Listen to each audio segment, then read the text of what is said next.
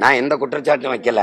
நீங்க என்ன நினைக்கிறீங்க? போன தடவை என் பாட்டனுடைய நினைவு தினத்தை நான் வணக்கம் செலுத்தும் போது அவர் மாநாட போட்டு இந்த செய்தியை ஒண்ணும் இல்லாம ஆக்குனீங்க.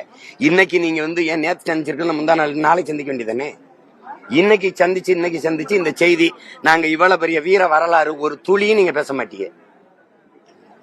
நாங்க அவரை பத்தி பேசினா அதையே தலைப்பிச்சு போட்டா சந்திக்கிறார். இன்னைக்கு தொலைக்காட்சியை திருப்பினா இத போரிட்டு மாண்ட என் பாட்டை மான மரவணை போடுவீங்களா? அதை போடுவீங்களா? நீங்க போன வருஷம் பேசுறது கொஞ்சி கஞ்சி பேசுற மீன்கள் எல்லாம் முதலைகள் வாழும் சொன்னீங்க. அதான் தலைப்பு சகையை ஓடிச்சு. அது அவர்கிட்ட நான் தனியா பேசும்போது என் தம்பிக்கு தம்பியா அண்ணன் சொன்ன அறிவுரை.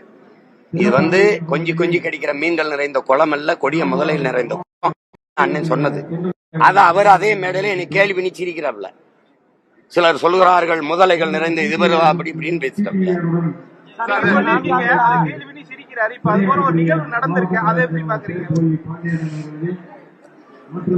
நான் ரொம்ப வேதனையோடும் வலியோடும் இதை கடந்து போக நினைக்கிறேன். ஏன்னா என் மக்கள் நாம தான் பரிதாபப்படுறோம் அந்த சாவுக்கு.